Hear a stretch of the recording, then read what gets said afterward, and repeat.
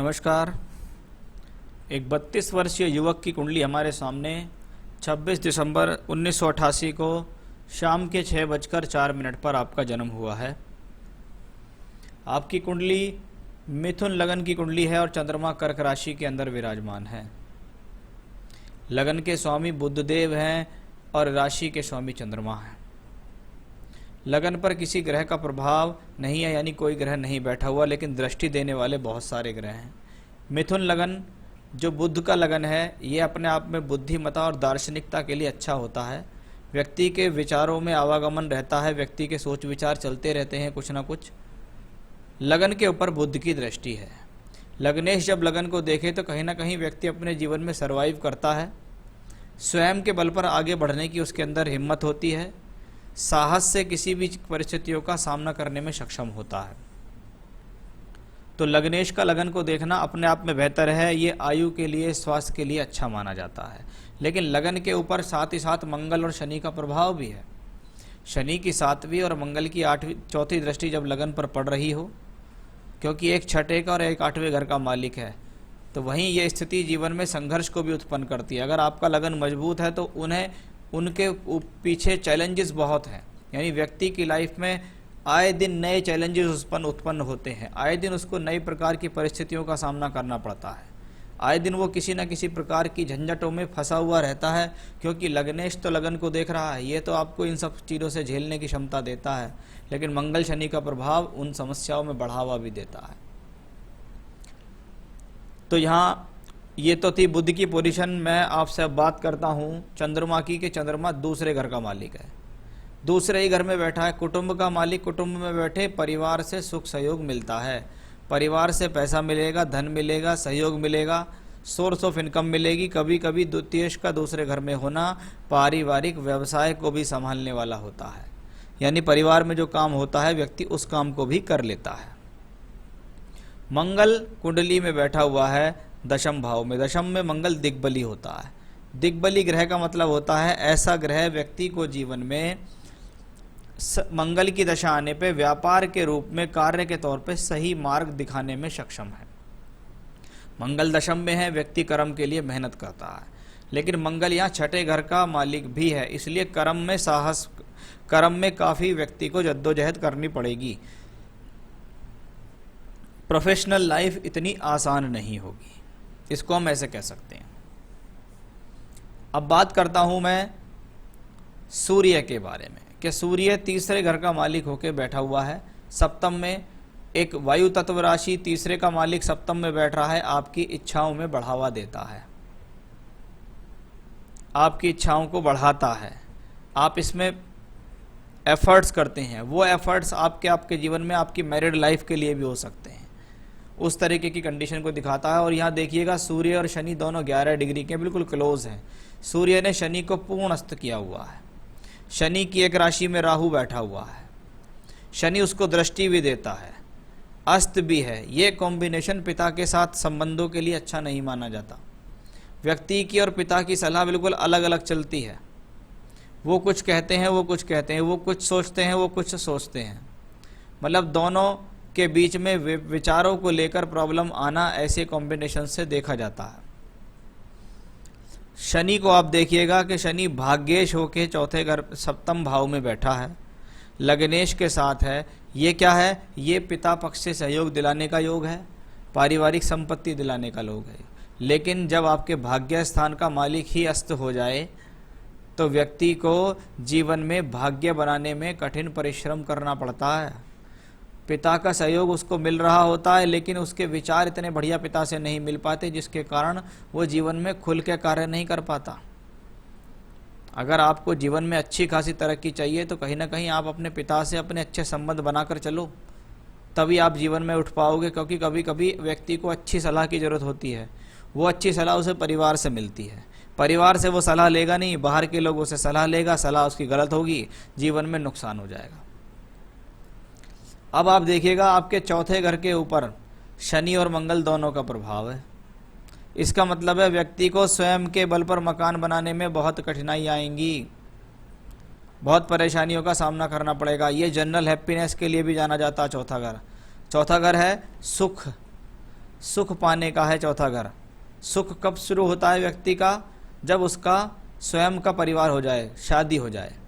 तो यहाँ भी चौथे घर में बहुत प्रॉब्लम है कि पारिवारिक असंतुष्टि, परिवार के अंदर अशांति का माहौल। और आप नवांश कुंडली में भी देखिएगा, चौथे घर में 3 अशुभ ग्रह, शनि, सूर्य, केतु, ये कॉम्बिनेशन फिर से इस चीज़ को दर्शा रहा है। देखिए ये सब मिलकर चंद्रमा को प्रभावित कर रहे हैं कि शादी के बाद जनरल हैप्पीनेस नहीं है, शादी के बाद मानसिक सुख नहीं, शादी के बाद परिवार के अंदर कलह रहता है, सुख शांति का अभाव है, मन खुश नहीं रह पाता, मन के अंदर परेशानियां बहुत हैं, स्वयं के बल पर मकान बनाने में बहुत परेशानियां, कभी कभी तो पिता के मकान में ही जीवन भर उसका गुजर जाता है।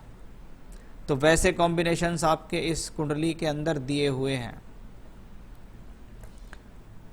तो ये कोई ज़्यादा अच्छा कॉम्बिनेशन पारिवारिक सुख शांति के हिसाब से, मानसिक सुख शांति के हिसाब से नहीं दिखता। बात करते हैं हम शुक्र की कि शुक्र पंचम भाव का मालिक होके छठे घर में बैठा है।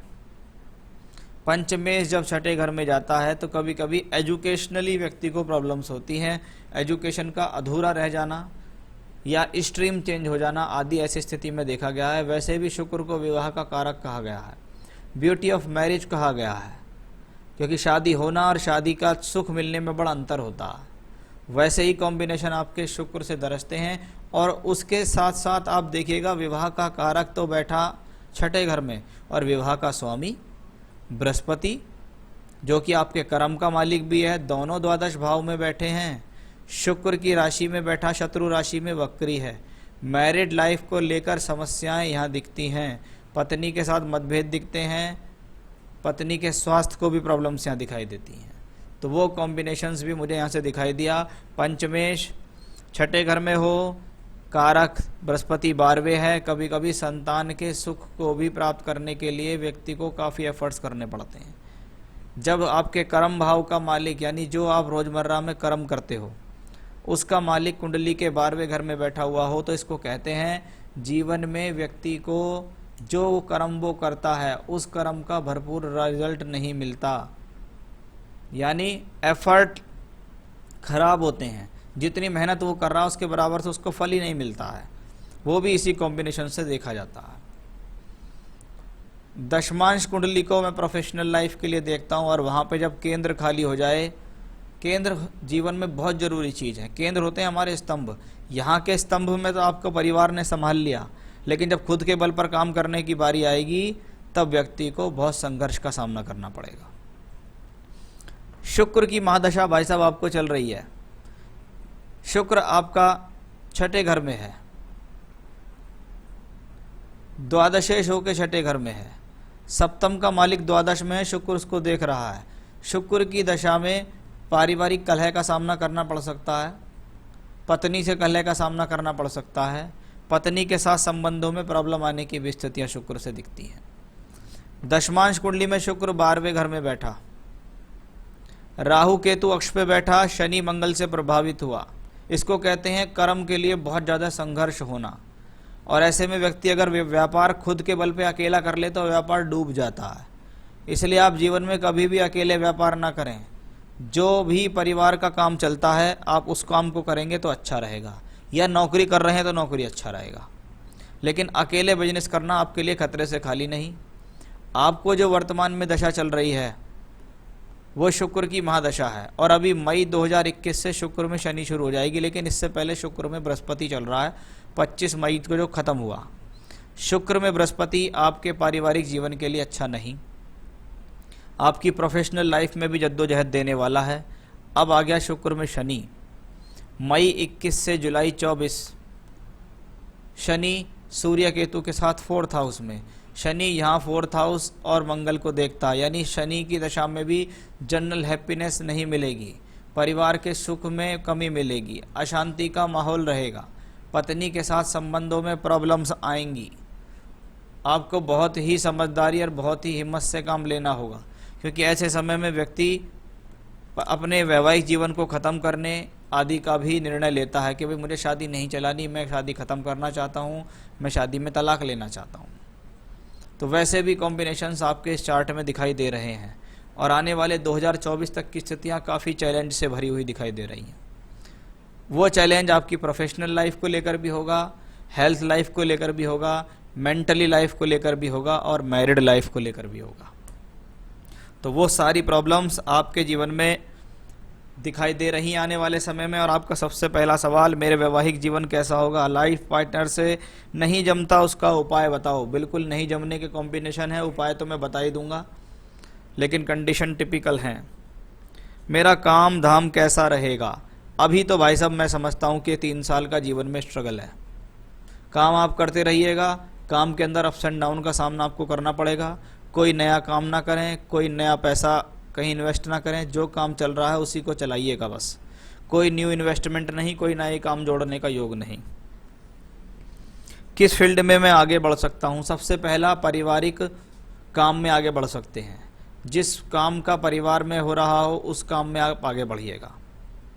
एक बात तो यह है, बृहस्पति आपकी कुंडली में देखिएगा, अगर आप मुझसे मोटे तौर पे पूछो कि भैया मुझे कोई व्यवसाय करना चाहिए, मैं तो ऐसे लोगों को सलाह देता हूँ कि भैया तुम्हें व्यापार ही नहीं करना चाहिए, तुम्हें तो जीवन में नौकरी करनी चाहिए।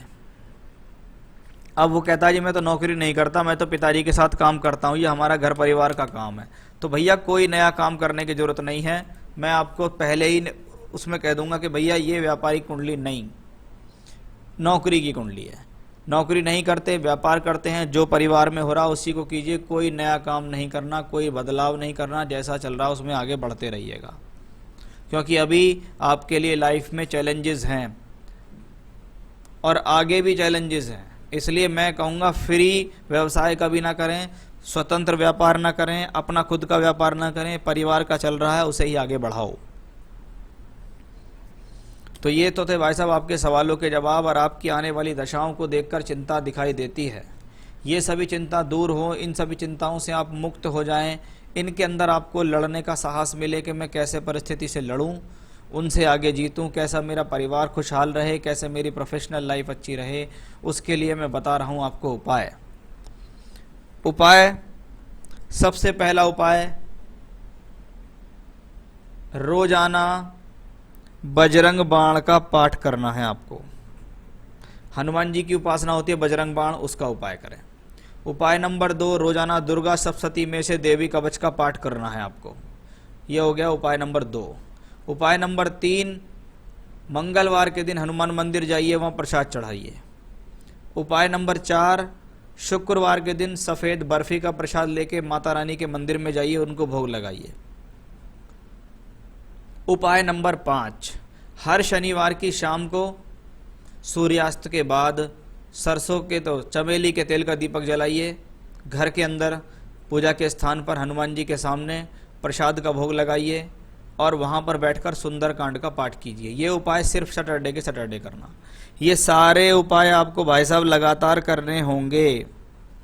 लगातार उपाय करिए, लगातार पूजा करिए, इनसे आपकी समस्याएं हल होंगी।